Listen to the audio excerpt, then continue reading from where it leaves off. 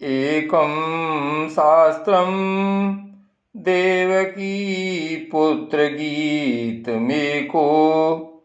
देवो देवकी पुत्र एव एको मन्तस्य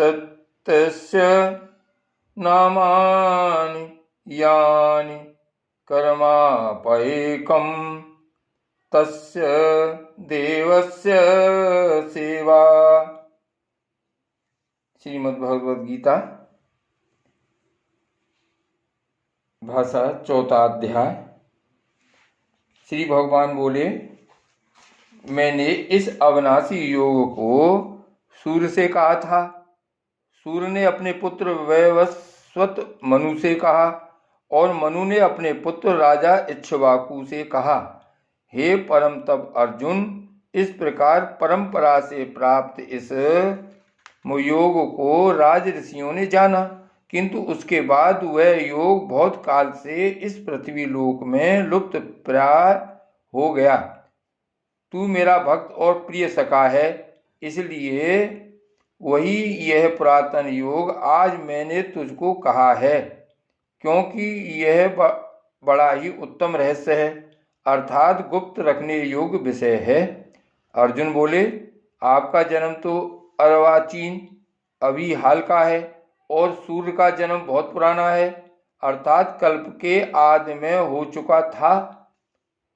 तब मैं इस बात को कैसे समझूं कि आप ही ने कल्प के आदि में सूर्य से यह योग कहा था। श्री भगवान बोले, हे परम तप अर्जुन, मेरे और तेरे बहुत से जन्म हो चुके हैं, उन सब को तू नहीं जानता, किंतु मैं जानता हूँ। मैं अजन्मा और अविनाशी स्वरूप होते हुए भी तथा समस्त प्राणियों का ईश्वर होते हुए भी अपनी प्रकृति को अधीन करके अपनी योग माया से प्रकट होता हूँ। हे भारत, जब जब धर्म की हानि और अधर्म की वृद्धि होती है, तब तब ही मैं अपने रूप को रचता हूँ, अर्थात साकार रूप से लोगों के सम्मुख प्रकट होता हूँ।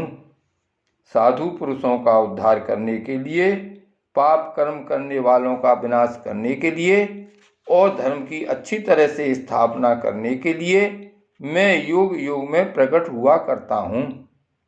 हे अर्जुन, मेरे जन्म और कर्म दिव्य अर्थात निर्मल और अलौकिक हैं। इस प्रकार जो मनुष्य तत्व से जान लेता है, वह शरीर को त्याग कर फिर जन्म को प्राप्त नहीं होता, किंतु मुझे ही प्राप्त होता है। पहले भी जिनके राग, भय और क्रोध सर्वथा नष्ट हो गए थे और जो मुझ में अनन्य प्रेम पूर्वक स्थिर रहते थे, ऐसे मेरे आश्रित रहने वाले बहुत से भक्त उपर्युक्त ज्ञान रूप तप से पवित्र होकर मेरे स्वरूप को प्राप्त हो चुके हैं।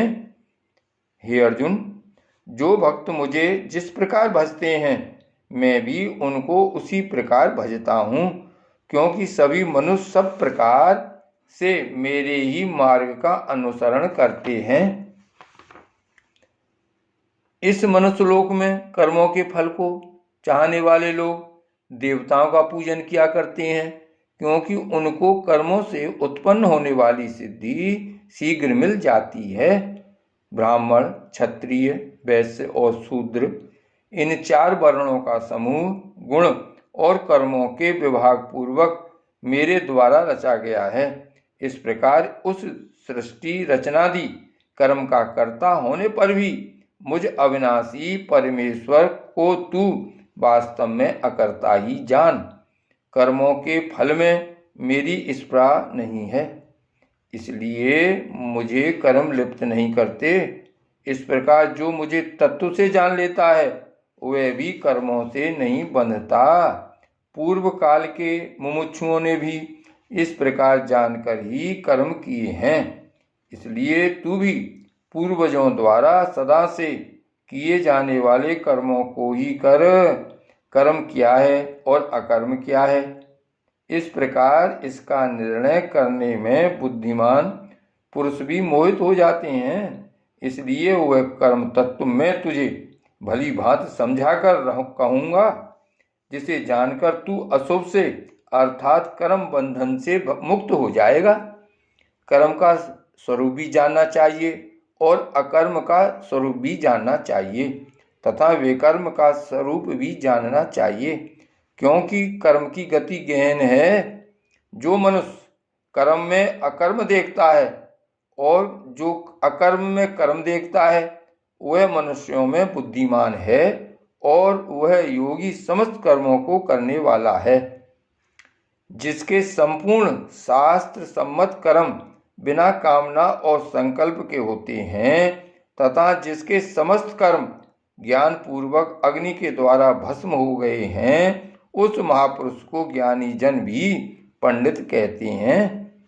जो पुरुष समस्त कर्मों में और उनके फल में आसक्ति का सर्वथा त्याग करके संसार के आश्रय से रहित हो गया है और परमात्मा में नित्य तृप्त है, वह कर्मों में भली भांति वर्तता हुआ भी वास्तव में कुछ भी नहीं करता।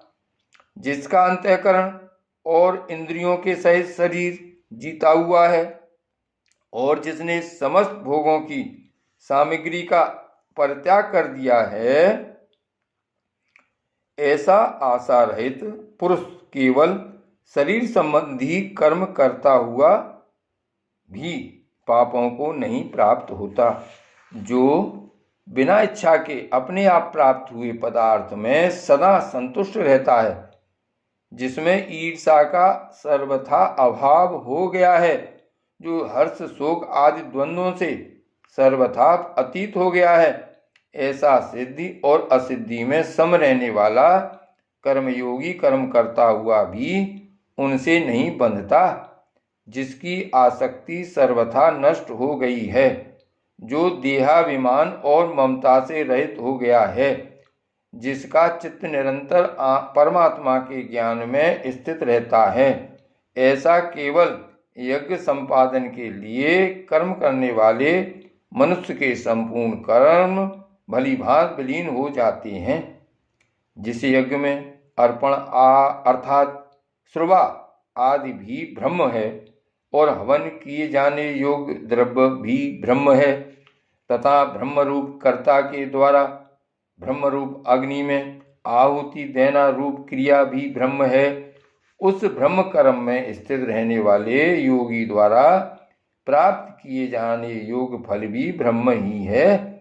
दूसरे योगी जन देवताओं के पूजन रूप यज्ञ का ही भली भांति अनुष्ठान किया करते हैं और अन्य योगी जन परब्रह्म परमात्मा रूप अग्नि में अभेद दर्शन रूप यज्ञ के द्वारा ही आत्मा रूप यज्ञ का हवन किया करते हैं। अन्य योगी जन श्रोत्र आदि समस्त इंद्रियों को संयम रूप अग्नियों में हवन किया करते हैं और दूसरे योगी लोग शब्दादि समस्त विषयों को इंद्रिय रूप अग्नियों में हवन किया करते हैं। दूसरे योगी जन इंद्रियों की संपूर्ण क्रियाओं को और प्राणों की समस्त क्रियाओं को ज्ञान से प्रकाशित आत्म संयम योग रूप अग्नि में हवन किया करते हैं। कई पुरुष द्रव्य संबंधी यज्ञ करने वाले हैं, कितने ही तपस्या रूप यज्ञ करने वाले हैं तथा दूसरे कितने ही योग रूप यज्ञ करने वाले हैं। कितने ही अहिंसादि तीक्ष्ण व्रतों से युक्त यत्नशील पुरुष स्वाध्याय रूप ज्ञान यज्ञ करने वाले हैं। दूसरे कितने ही योगी जन अपान वायु में प्राण वायु को हवन करते हैं। वैसे ही अन्य योगी जन प्राण वायु में अपान वायु को हवन करते हैं तथा अन्य कितने ही नियमित आहार करने वाले प्राणायाम परायण पुरुष प्राण और अपान की गति को रोककर प्राणों को प्राणों में ही हवन किया करते हैं। ये सभी साधक यज्ञों द्वारा पापों का नाश कर देने वाले और यज्ञों को जानने वाले हैं। हे कुरुश्रेष्ठ अर्जुन, यज्ञ से बचे हुए अमृत का अनुभव करने वाले योगी जन सनातन परब्रह्म परमात्मा को प्राप्त होते हैं। और यज्ञ न करने वाले पुरुष के लिए तो यह मनुष्य लोक सुखदायक भी नहीं है। फिर परलोक कैसे सुखदायक हो सकता है? इसी प्रकार और भी बहुत तरह के यज्ञ वेद की वाणी में विस्तार से कहे गए हैं। उन सब को तू मन, इंद्रिय और शरीर की क्रिया द्वारा संपन्न होने वाले जान। इस प्रकार तत्व से जानकर उनके अनुष्ठान द्वारा तू कर्म बंधन से सर्वथा मुक्त हो जाएगा। हे परम तप अर्जुन, द्रव्य में यज्ञ की अपेक्षा ज्ञान यज्ञ अत्यंत श्रेष्ठ है तथा यावन मात्र संपूर्ण कर्म ज्ञान में समाप्त हो जाते हैं। उस ज्ञान को तू तत्वदर्शी ज्ञानियों के पास जाकर समझ। उनको भली भांति दंडवत प्रणाम करने से, उनकी सेवा करने से और कपट छोड़कर सरलता पूर्वक प्रश्न करने से वे परमात्म तत्व को भली भांति जानने वाले ज्ञानी महात्मा तुझे उस तत्व ज्ञान का उपदेश करेंगे, जिसको जानकर फिर तू इस प्रकार मोह को नहीं प्राप्त होगा। तथा हे अर्जुन, जिस ज्ञान के द्वारा तू संपूर्ण भूतों को निःशेष भाव से पहले अपने में और पीछे मुझ सच्चिदानंद घन परमात्मा में देखेगा। यदि तू अन्य सब पापियों से भी अधिक पाप करने वाला है तो भी तू ज्ञान रूप नौका द्वारा निसंदेह संपूर्ण पाप समुद्र से भली भांति तर जाएगा।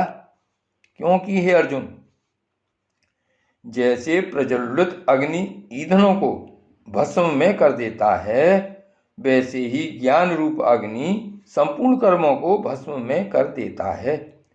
इस संसार में ज्ञान के समान पवित्र करने वाला निसंदेह कुछ भी नहीं है। उस ज्ञान को कितने ही काल से कर्मयोग के द्वारा शुद्धांतःकरण हुआ मनुष्य अपने आप ही आत्मा में पा लेता है। जितेंद्रिय, साधन पारायण और श्रद्धावान मनुष्य ज्ञान को प्राप्त होता है तथा ज्ञान को प्राप्त होकर वह बिना विलंब के तत्काल ही भगवत प्राप्ति रूप परम शांति को प्राप्त हो जाता है। विवेकहीन और श्रद्धा रहित संशय युक्त मनुष्य परमार्थ से अवश्य भ्रष्ट हो जाते हैं। विवेकहीन और श्रद्धा रहित संशय युक्त मनुष्य परमार्थ से अवश्य भ्रष्ट हो जाता है। ऐसे संशय युक्त मनुष्य के लिए न यह लोक है, न परलोक है और न सुख ही है। हे धनंजय, जिसने कर्मयोग की विधि से समस्त कर्मों को परमात्मा में अर्पण कर दिया है और जिसने विवेक द्वारा समस्त संशयों का नाश कर दिया है, ऐसे बस में किए हुए अंतःकरण वाले पुरुष को कर्म नहीं बांधते। इसलिए हे भरतवंशी अर्जुन, तू हृदय में स्थित इस अज्ञान जनित अपने संशय का विवेक ज्ञान रूप तलवार द्वारा छेदन करके समत्व रूप कर्मयोग में स्थित हो जा और युद्ध के लिए खड़ा हो जा। ओम तत्सदित। श्रीमद्भगवद्गीता सुपनिषत्सु ब्रह्म विद्यायां योग शास्त्रे श्री कृष्णार्जुन संवादे ज्ञान कर्म संन्यास योगो नाम 4 अध्यायः।